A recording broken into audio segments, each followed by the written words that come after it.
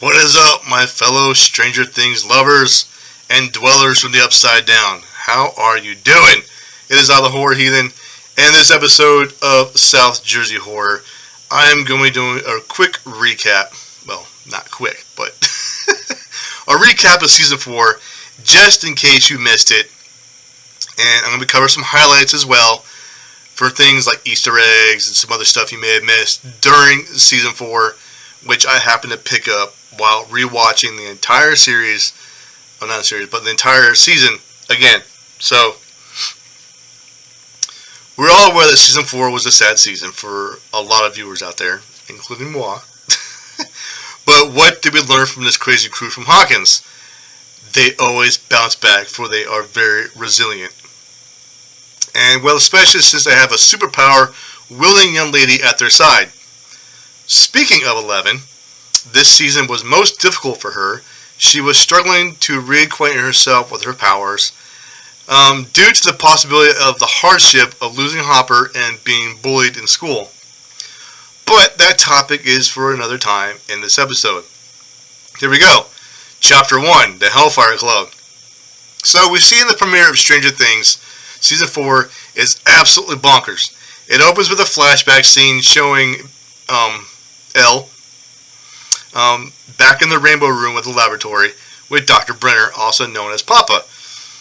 And the other children, like 12, 13, 14, 15, 16, and a particular one, which I'll get to later, and also as well. So the first 8 minutes, which happens to be the opening before the theme song plays. We get to see Dr. Brenner doing tests with number 10, which is nothing out of the ordinary. But things quickly get intense when they hear gunshots and screaming. Another worker at the Hawkins lab informs Brenner that something is wrong. And seconds later, the door flies off and knocks Brenner unconscious. And that's a really shitty way to start your day, but hey. When he wakes up, everyone in the lab is dead until he gets to the Rainbow Room. And he sees young Eleven with blood all over her hospital gown and blood dripping from her eyes. She killed everyone. So that's what they assumed. So, did Eleven kill everyone in the Rainbow Room or not? So it seems at this point in the show, Dr. Brenner thinks that she is a murderer as he looks horrified and asks her what happened. Eleven just looks really scary and does not answer. She's like, yeah. And so when we get to the scene, it definitely feels like Elle killed everyone. But since we didn't see what happened, we do not know. Yet, but don't worry, we'll come back to this. Hang on. But what she does tell Mike is that she's actually severely bullied at school. This is way after what I want like that. So, spring break soon, and her and Mike are reunited. And this is after the whole episode of the Rainbow Room, like that. As for what's going back on at Hawkins, Dustin and Susie are still dating a long-distance relationship, while Steve and Robin are still super close friends. Max is an outcast now, having shut out her friends even break up with Lucas. And for Lucas, he's part of the basketball team, and on his way to becoming popular. Right? I mean, one of the kids from Hawkins in this group being popular, but whatever. Well, Lucas branches out to sports. Mike and Dustin are part of the Dungeons and Dragons group at school called the Hellfire Club. It's run by Stranger Things newcomer Eddie Munson, who's a super fun character, and the fans are bound to fall in love with this dude. If you haven't been keeping up on TikTok, there's this thing called the Eddie Munson cult. It's spreading like wildfire all over TikTok and social media. I'm a part of it now, obviously, evidently, so, excuse me. But hey, teenagers, right? Anyway, there we go, back at Joyce. She gets a mysterious package sent her out in California, and she knows the stamps look like to be from Russia. Eleven goes by Jane at school now, and we see just how badly she's treated when she presents a project about Hopper, the cabin, and where she used to live, and all that stuff. So, a popular girl named Angela picks on her, and Will doesn't even defend her. Prick, right? Shut up, man, whatever, dude. Elsewhere in the episode, Eleven tries to use her powers on Angela, but it don't work. It's a super cringe-worthy moment because everyone thinks 11 is weird. But who doesn't, right? I mean, she is... Anyway, so now we're moving on to Max. We're getting reacquainted with Max. She goes to see the school counselor, Miss Kelly. Though she seems hesitant to open up, we learn that she's still grieving the death of her stepbrother Billy, which is understandable, and that her mom has been drinking and working 2 jobs. They also had to move into a trailer park, which hasn't been the best for Max.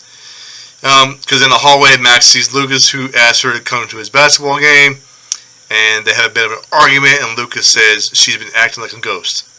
Well, she has. I mean, she has her reasons for separating from the group. Come on now. So the question is, why did Max and Lucas break up? Well, their split takes the place before season 4 starts up, but pretty obvious Max and Lucas drifted apart after Billy's death. Max is withdrawn and wants to be alone, while Lucas didn't know and still doesn't know how to deal with that. She says she's changed, which is true, and she's different now after the events of the season 3 finale. It shows that Max has a headache. She takes some Tylenol, and when she's in the bathroom, she hears a girl in one of the stalls in the distress. It's the popular cheerleader Chrissy, who tells Max she's fine. The lights flicker in and out, blah, blah, blah. That's when I start grabbing salt. So, his voice is distorted. First sound like Chrissy's mom, and then something entirely different, and then it disappears. Creepy, right? Okay. So now, we come to newcomer Eddie, and we get to know him a little bit better in the lunchroom when he's talking about D&D, or Dungeons & Dragons, and how Mike and Dustin will have to take charge of the group once he graduates. This is my year. They have a game that night, and they'll be facing the curse of Vecna, which is a pretty big deal to everyone in the group. So, back to Joyce. So, desperate for answers, Joyce calls up Murray and asks for help with the Russian doll. He suggests she should smash it open to find out if there's a wiretap or anything else inside. She does, and it's a note. I'll come back to that too. I know first episode is jumping around because it's the opening episode. It's the premiere. Although Mike is visiting 11 for spring break, Nancy and Jonathan will be spending time together, surprisingly enough. We get to see Nancy's classmate Fred, who she works with on the school newspaper, and he's always pestering her why her and Jonathan why Jonathan's not coming to visit, and why they're not getting back together. I'd tell the dude to mind his own fucking business. Seriously. So again, we see Nancy's classmate Fred pestering about Jonathan coming, and meanwhile Argyle is Jonathan's new best friend, is asking Jonathan why Nancy isn't visiting California. They both have excuses, but it's obvious there might be trouble in paradise for the couple. 2 tickets to paradise. Oh, sorry, that just popped in my head. Back to Chrissy. Chrissy's still feeling troubled, and we see her walk across the school field alone into the woods. She sees a grandfather clock randomly placed on a tree and calls out to see if anyone's there. Anyway, the clock's glass then breaks, and a shit ton of nasty looking spiders come coming out, and Eddie appears and the clock's gone. Woo! So, here we go. Eddie's there to sell Chrissy marijuana. A little bit of the reefer, man. Come on. Anyway, and she tells him she feels like she needs something stronger, and she's losing her mind. They have a cute conversation about knowing each other in middle school, despite the two being completely different today. She asks him if he has anything stronger than weed to sell her. Damn, dude, we looking for some acid? Because that'll fuck you up. So, later on that night, Mike and Dustin recruit Erica to play Dungeons & Dragons while Lucas is busy at the school basketball team at the game. Despite Eddie's hesitation to allow her to play, Erica is able to prove herself, and it's a fantastic game. By the end of the episode, Max watches as Eddie and Chrissy go into his trailer. Eddie explains to Chrissy that he lives with his uncle, and while he goes to find stronger drugs, the monster again confronts Chrissy. She sees her mom with glowing eyes and black skin trying to hurt her. She's transported to her own home in a vision and sees her dad with his mouth and eyes stitched closed. What the fuck? You want something stronger? I think you're tripping enough as it is. It's chilling because Eddie comes out and sees Chrissy, levitating in the air and tries to snap her out of it, and she's clearly in a trance. Chrissy, wake up! I don't like this. Chrissy, wake up! Oh, a whole nother song on TikTok. You'll hear that if you're on TikTok. You'll hear it a lot. So, how does Chrissy die in Stranger Things? Let's get right to the point.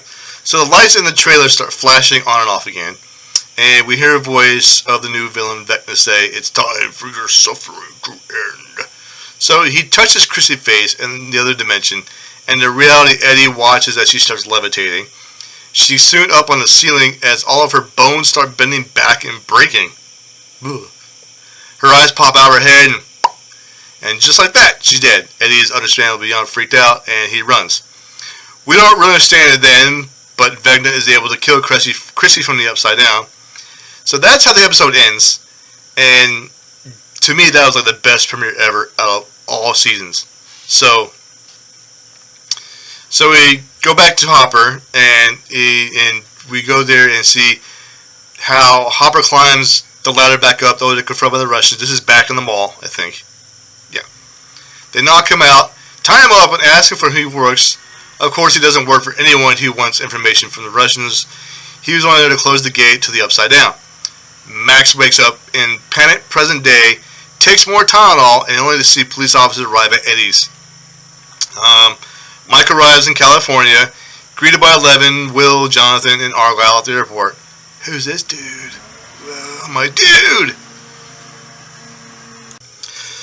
So it seems that Will and Mike are super awkward for some reason, and it seems obvious that Will feels excluded with Mike and Eleven together. He's definitely third wheeling. 11 flies to Mike about having friends, which confuses Will. Meanwhile, Murray arrives in California too. Like, what's going on here? So yeah, Lucas wakes up from the super hangover out of the basketball game alongside his teammates. They watch the news and see that a student had been killed. The reporters don't disclose the name yet. Chrissy was dating one of the basketball players, Jason, and he's there watching in fear. By the way, just as a personal opinion, Jason has that Brad Pitt look. I don't know why. He's got the comb over and the fluffy hair. And when I first watched the season, I was like, is that Brad Pitt? But it's not. Because goddamn, he's like a spitting image of a young Brad Pitt. I don't know why. Am I the only one that thinks this shit? Okay, I'm going to ask people later on TikTok or something. Anyway, over at school, the yearbook club is also watching the news. Nancy has the idea to go investigate and be snoopy. And I don't know why she has the urge to be nosy. And so she and Fred head over there to the trailer park. On their ride over there, Nancy admits there's something going on with her and Jonathan. Now we're going to Dustin. So Dustin's watching the news with his mom when Max comes over and tells him about seeing Eddie and Chrissy together. Max says Eddie is a prime suspect, though Dustin dismisses the possibility. But he can't be, he's so cool and funny. She also explains that weird stuff started happening to her the night before, such as her lights flickering and hearing screams. Excuse me. She looked out her window at one point and saw a terrified Eddie get into his car and frantically drive away. So this prompts the question, did something else kill Chrissy? So what they only know is that Eddie will have some answers, because he's the only one that saw this shit happen. So we're back to Murray. Murray arrives at Joyce's house and reads a letter with Joyce. According to the note, the senator doesn't want the government involved but claims Hopper is alive. The person also signed it Enzo, which fans know is the name of the restaurant that Joyce and Hop almost went to for the date that never happened. So the letter lists a phone number so Joyce and Murray know the only way they'll find anything else out is by calling. When they do call, a man on the payphone in Russia picks up, answering the name of Enzo. He asks Joyce for a deposit of $40,000, explaining if she goes to Alaska and gives the money to someone named Yuri, I don't know, and she'll get Hopper back. He states that Hopper is stuck, but if he gets the money, he'll make him unstuck. And make him unstuck. So, back to the kids. Mike, 11, and Will head out roller skating, and Will confronts 11 on why she's been lying to Mike all this time and having friends as being popular. So, he tells her that Mike will be mad once he finds out. Angela arrives and sees Mike and 11 together, which prompts her to plan a big prank. So, he tells her that Mike will be mad. I think I already said that. So, back in Hawkins, Jason is questioned by the police about what he did last night, and eventually is told that Chrissy was a student who was murdered. Max and Dustin go to the video store where Steve and Robin work and establish a base of operations. They start looking up Eddie's friends' phone numbers to try and find him, filling Steve and Robin in on everything in the process. And back to Nancy and Fred. Nancy and Fred get to the trailer park and lie to the police to get by saying they want to check in on Max. So when Nancy and Fred arrive, a really freaky sequence begins to happen as the police officer tells Fred he knows him and that Fred killed a kid in a car crash. And Fred is just freaking out, and I think I would too. I know you killed that kid in a car. Like, dude, get the fuck out of my face. Alright? God! Anyway, he points out the scar on his face, and then his voice becomes distorted. Bugs appear in his face. He calls Fred a murderer. Vecna, is that you? Hello? Get out of my face! Anyway, so back to Jonathan and Argyle having a serious conversation about Nancy, where Jonathan says he felt a little relieved she didn't get off the plane with Mike. As it turns out, Jonathan was accepted to Lenora Hills Community College, where Argyle is going, and wants to go there too. But he no longer wants to go to Emory University with Nancy, explaining he can't leave Will and Joyce all alone. He says he doesn't want a dream that isn't his. Argyle advises him, it'll behoove you to tell Nancy the truth. Do it. Okay. So back at the skating rink, Angela goes up to 11 and Mike and is fake nice to them, like, hey, how you doing, blah, blah. Anyway, she grabs 11 and takes her skating. Meanwhile, another popular kid is recording. You already know at this point some shit's about to go down, right? Because you just know it's foreboding. It's going to happen. As Will fills Mike on 11's reality, explaining that she actually doesn't have friends and is bullied. The popular kids play a mean prank on her. They circle around her, and one of them throws a milkshake at her, which causes her to fall down. Pretty much what happens.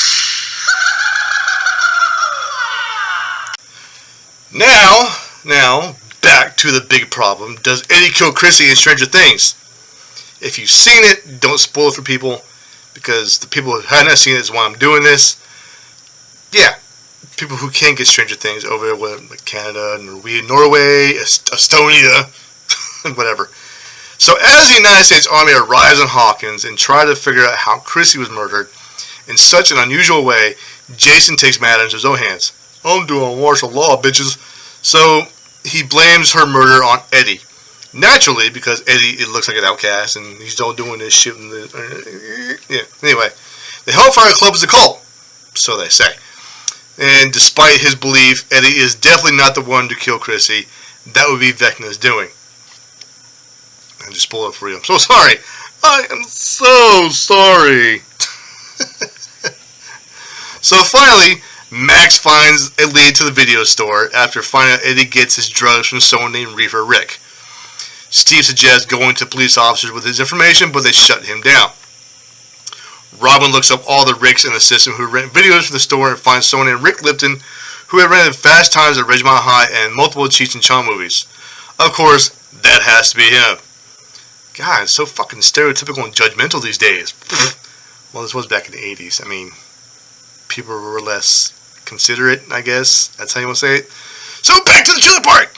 Back to the trailer park, Nancy tries to interview people about what happened to Chrissy and starts talking to Eddie's uncle, Mr. Wayne.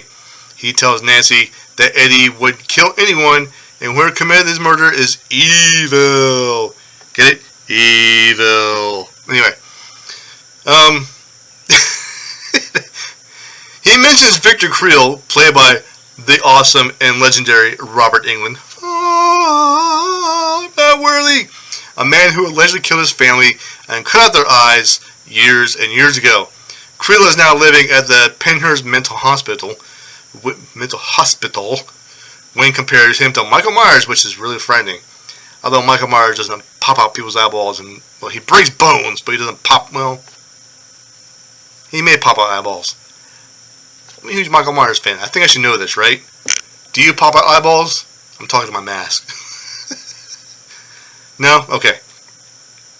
Meanwhile, back to Fred. Fred walks to the woods near the trailer park and sees the grandfather clock on the ground. He is hypnotized. Wake up! And sees a group of really creepy people in the back, standing behind him. Black fog, back, whatever. I wrote the script, and I'm sorry, I was tired. Anyway, one of the girls points her fingers at him and calls him murderer. Mike and Will try to find 11 at the rink, but she's off hiding. She doesn't come out, however, and confronts Angela. It doesn't do anything, so I want you to apologize. Sorry. Okay, she tells Angela to tell Mike that they're actually friends, and which Angela makes a terrible joke about Hopper being dead. Out of rage, 11 grabs a roller skate from someone sitting nearby and smacks Angela in the face. Boom! Good for you. She starts bleeding profusely, and Michael will show up. Mike asks 11 what she did, which gives her flashbacks to Dr. Brenner asking her the same question in the Rainbow Room. The world is a rainbow. Or rainbow? Oh. Back to the trio, Max, Dustin, and Robin, and Steve. Okay, the quadrio, whatever. They arrive at Rick's house and notice the shed out back. Eddie appears and explains everything what happened. Of course, given all their experience, what happened with him in the Upside Down, they believe in Eddie and share with him everything they've gone through in Hawkins. And Eddie's like, what? So, back to Fred. Does Fred die in the episode? You're going to have to watch it to find out. I'm not going to spoil that for you. Moving on. So, what becomes apparent in this episode is that previously, Fred has killed someone in a car accident and fled the scene. Yes, Fred dies. Holy shit. I can't hold it any longer. Then they use this against him to lure him to the murder him, and it's wild. And he gets levitated, eyes pop out, bones buried, and shit like that. Yeah. So, back to the rink. EMTs arrive, care for Angela, and it's a big scene. Argyle and Jonathan pick up the kids and try to make 11 feel better about what she did. It's an awkward car ride for Elle and Mike, which Mike is clearly ashamed and disappointed in her. I wouldn't be. I'd get a high five for smacking someone in the face with a roller skate. That's just me. I guess I'm just a dickhead. I don't know. When they get home, Murray is there making dinner, and he acts like he happened to be in the area. Excuse me. Over dinner, Joyce tells everyone that she has to go to a work trip, come up in Alaska, and ask Jonathan to be in charge. Yeah. Everyone's surprised by Joyce's trip, and she decides not to fill in the kids about Hopper. So, the next morning, Will and Mike make waffles for 11, but she won't come out from her room. Mike finally goes to talk to her. She says that he doesn't understand what she's feeling. She thinks she's a monster and confronts Mike about the fact that he can never tell her that he loves her. So, that's just where Mike and 11 break up? No, it doesn't happen. It does not happen at all. So Mike and 11 don't break up. Everybody thinks they do, but they don't. I mean, it's far from what actually happens. So, yeah. Mike tells 11 that she's a superhero, and she practically fucking is, with superpowers. But she doesn't believe anymore because she doesn't have her powers. The police arrive at the buyer's house. 11's arrested for what she did to Angela. Joyce and Murray are gone, so no one's there to protect 11 besides Mike, Will, and Jonathan. Mike and 11 do not break up in season 4. Although it was a really huge fight, they don't break up. So, back in Hawkins, the group brings Eddie food and tells him the police officers think he killed Chrissy and they're looking for him. They decide to do what they have to do to find Vecna, kill him, and prove Eddie's innocence, which is obviously easier said than done. So without 11, they pretty much are fucking screwed.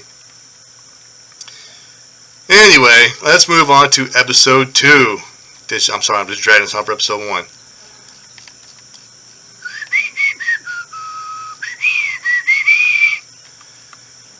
So, does 11 go with Owens in Stranger Things? Owens gets picked up, 11, they go to the desert, they do some testing, this thing called Nina, which tries to get her powers back, and he describes the evil in the town has a virus that keeps getting stronger each time it returns. A war is coming, he tells Ellie, 11. The only way to save Hawkins finally is through 11's help. So, but Owens, played by, I forgot his name, Paul Reiser, that's it, assures her that it's her choice, he can bring her back home if she wants, but she could also go with him. So, in the final scene of the episode, back at school with Max learning more of the connections which link all the victims together and even link her to them. Fred and Chrissy have nosebleeds, nightmares, headaches, and were experiencing trauma with their deaths. This is the same thing Max is going through at the time, so she walks through the hallway and sees a grandfather clock on the wall before Vecna calls her name and his glowing blue eyes appear. So, moving on to episode 4.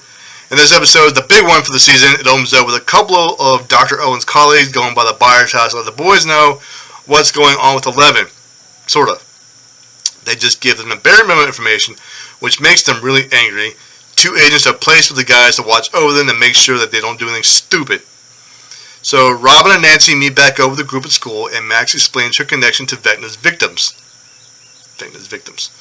She thinks she might die tomorrow based on the timeline of Chrissy and Fred's deaths. So the group talks about it, the Upside Down, and how they're familiar with it. And for all the millions of years, for all that they know, they wonder why Vecna would choose now to strike. So Max starts writing letters to everyone, thinks she's going to die, including one to Billy, her dead stepbrother. Despite for answers, Robin and Nancy create a plan to pretend they're psychologists so they can get into Pennhurst and Dr. Victor Creel. They meet a Dr. Hatch at the asylum, whom they surprise and convince into letting them to meet Mr. Creel. Elsewhere in the house, Mike talks to Will in his fight with 11, saying it felt more adult than ever before. Well, yeah, you're fucking older, you dipshit. Meanwhile, back in Alaska, Joyce and Murray arrive at Fish and Fly. They meet Yuri, who ends up being a complete asswipe. They give him the 40 grand, and under assumption he'll help Hopper get out. So does Hopper escape Russian? Long story short, yes he does. So, back to Victor Creel, what happened to his family, and how this shit started. So, Robin and Nancy meet Victor Creel, letting him know that they think whatever killed his family back in the day is back, and because people are having flashbacks, and Victor Creel is recalling what happened all those years ago. We see a young Victor Creel, played by Ozark's Kevin L. Johnson. That's where I recognize him from. Anyway, moves to his new home with his family. He says they had about 1 month of peace in the house until the evil appeared. One fateful night, Victor Creel was struck in some type of trance, and when he came back to reality, his wife and daughter were dead. They were killed in the same way Vecna kills Chrissy and Fred. Creel's young son, Henry, however, was in a coma. He never confirms whether he lived or died.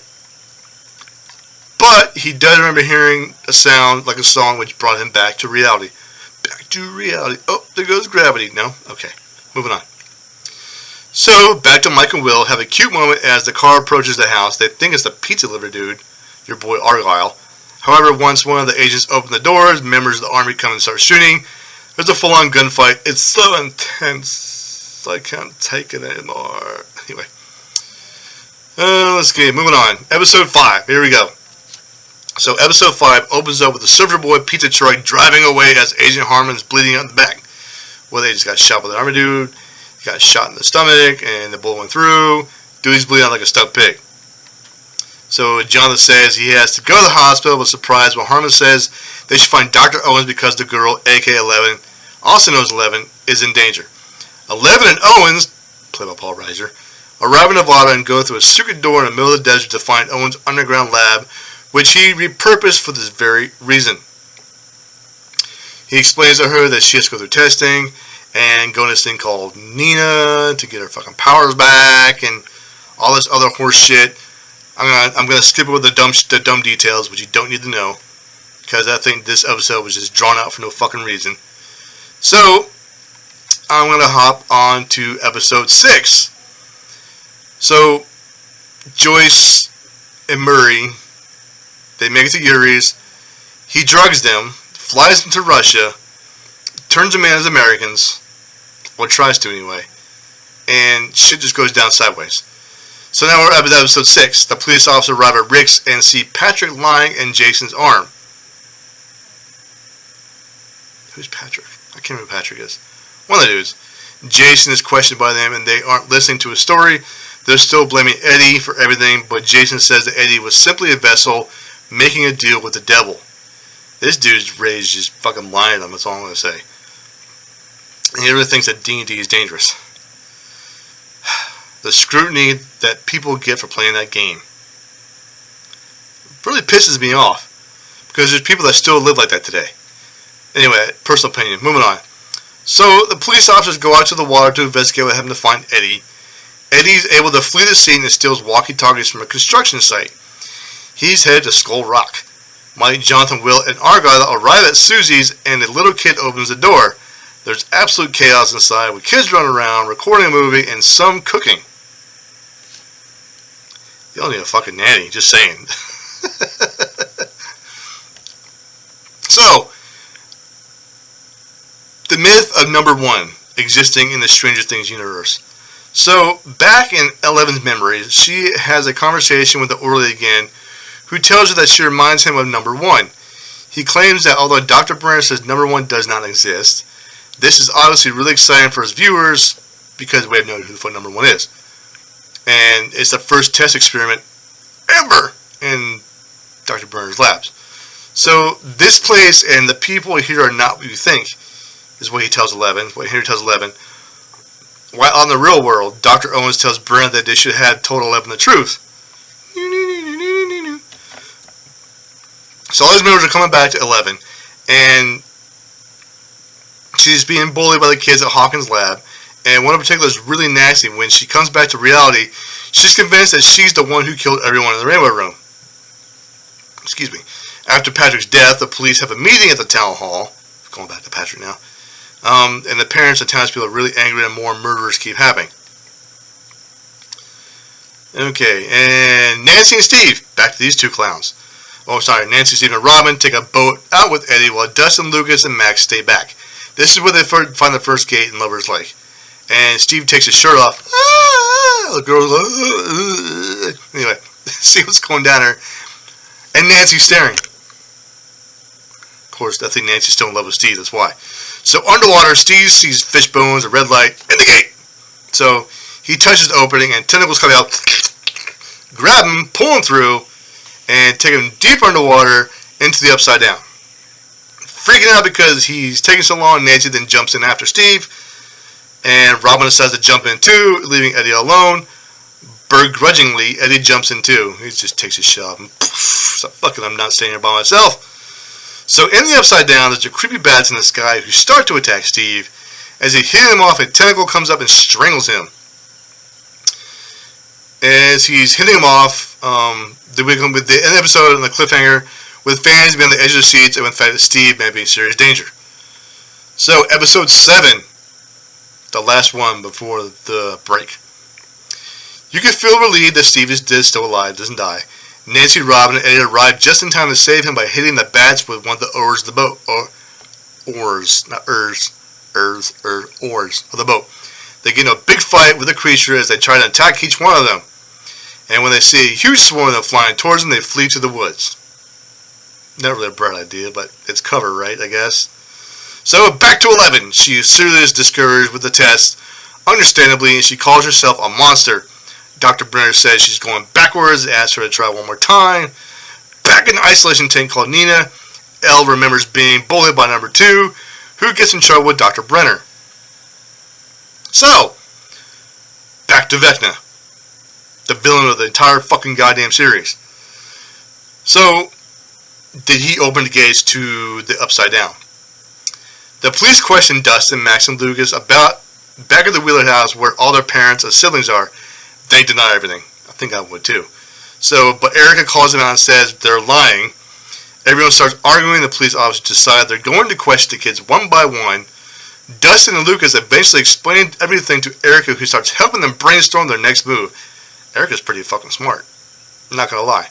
They realize that Vecna opens a new gate every time he kills someone. So Hopper and Dimitri are getting ready for the Demogorgon fight in the prison in Russia. Oh yeah, by the way, the guard protecting Hopper gets caught, and for espionage or traitorism, whatever the fuck you want to call it, yeah. Hop thinks he can still help Eleven even if it's the last thing he does. They realize they're going to need a miracle. Meanwhile, Murray arrives at the prison impersonating Yuri, gets a fresh look, new accent, and hilarious one-liners that actually work. So back in the Upside Down, Steve, Eddie, and thank each other for having one of those backs with the bats, and Eddie calls Steve metal. And they have a really funny moment where Eddie compares Steve to Ozzy Osbourne's iconic moment where he bit the head off a bat. Yeah, Steve somehow doesn't know what the hell's going on. And who the fuck's Ozzy Osbourne? And I'm sure people are like, what? Anyway, Eddie then goes into a bit where he tells Steve he's surprised he's such a good guy because he's popular. He's disappointed in himself for not being more heroic and reveals the only reason he jumped in the water before was because he was too ashamed to stay behind. I get it. He fled the first time. So Eddie also tells Steve he should get back together with Nancy. I love this new friendship that they got going on. So, I think that concludes my recap. So, here we go. Hopper and Joyce, do they reunite? The big question. Yes, they reunite in Russia. And there's so much sexual tension between these two. So he's like, I'm going to get the breadsticks, go to Enzo's, and she was like, is that all you can dream about is breadsticks and pasta? And he's like, should I be dreaming about something else? And yeah, they start making out. And then it ended by a phone call. Dig move. Just saying. Fucking mood killer. So yes, everybody can cry. They're back together. So, I'm going to skip all this bullshit. So who is Vecna? Everyone wants to know who Vecna is. For those who have not watched who have not seen Stranger Things Season 4, here is a brief description of Vecna. So, going back to way back in the day when all the Orleys were back in the laboratory, there's a certain Orley explained to Eleven about her memories, how Nancy starts to put the pieces together and upside down as she sees the Creel house and discovers who Vecna really is. The Orley remembers his childhood, and we get a flashback to Victor Creel and his family, confirming number one is Creel's son, Henry. And he remembers growing up at the Creel house and how he became obsessed with spiders, how he hated people, he hated the made-up rules and routines people followed, blah, blah, blah. He wanted to restore balance in the world. Sounds like a fucking Jedi Knight, really? I think there's a Star Wars reference in there somewhere. So because of this, Henry discovered his powers and started using them on animals to get into their minds. But once his mom realized what was going on, she thought it was wrong and called a doctor to see Henry. And said she's going to fucking kill him. With each life he took, he became stronger, like each person became a part of him. He killed his sister, killed his mom. So when Henry woke up at the hospital after the incident, Dr. Brenner was there to take him. So Dr. Brenner wanted to control Henry and his powers. Sounds like a Frankenstein theory going on here, but it sounds to me. So there's a huge fight between Eleven and Henry. She throws him against the wall, and they get into a fight, and as Eleven remembers her traumatic memories like being bullied and her mom being taken over her, she pulls in enough strength to gain control. In the process, she opens the gates to the Upside Down and throws number one into there. As he's flying through the Upside Down, lightning and thunder crashes on him, transforming into some monster. We've been following this whole season so far, Vecna. So before the episode ends, the camera zooms on number one's wrist, which still has the 001 tattoo. Now, on to the Easter eggs, which things I caught while watching the show. Anyway, so Easter eggs of season 4. Some I had to look up, and some I noticed right away, because I'm a dork, I'm sorry. And if you're a huge basketball fan, this first one should be an easy one for you. Kevin McLaughlin, the guy who plays Lucas, paid homage to Kobe Bryant with his jersey number. Yes. The Demogorgon Lab. Oh my god, this one I knew straight away because the setting, the setup, everything was there. So, the Demogorgon Lab in Stranger Things Season 4 is I want to say like the same setup is evocative of Alien Resurrection. The things floating in the tubes, the green water, all that shit like that. Yeah, and the water and it's pretty cool. So Eddie wearing a Michael Myers mask. This isn't just a nod to Halloween. It's fucking homage, dude. Playing John Carpenter being a master of horror.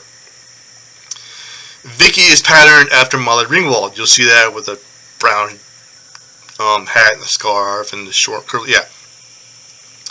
Murray. I love Murray. This dude cracks me up. Gets to play Han Solo by channeling his inner Han Solo. I don't know, Jim. I have a bad feeling about this.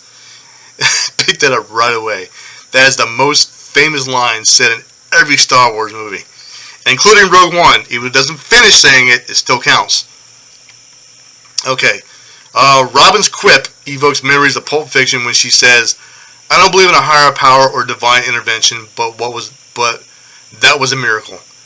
And so Vecna's fate. Oh my God, I didn't know this, but now it makes sense. So Vecna's fate in episode 9.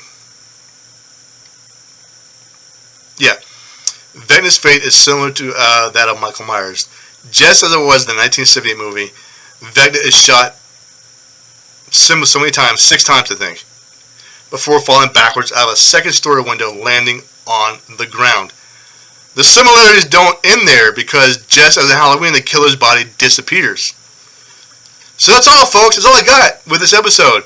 I know I dragged down a little bit, and I'm sorry. So I tried to get straight to the point with some of these things. So I hope you enjoyed it. Continue to subscribe. Continue to support me on TikTok, Instagram, Facebook. My business is now on Facebook.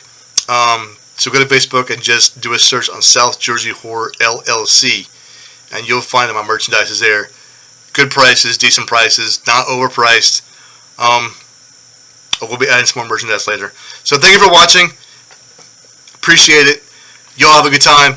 And this is the Horror signing out. And I will slice you later. Take care.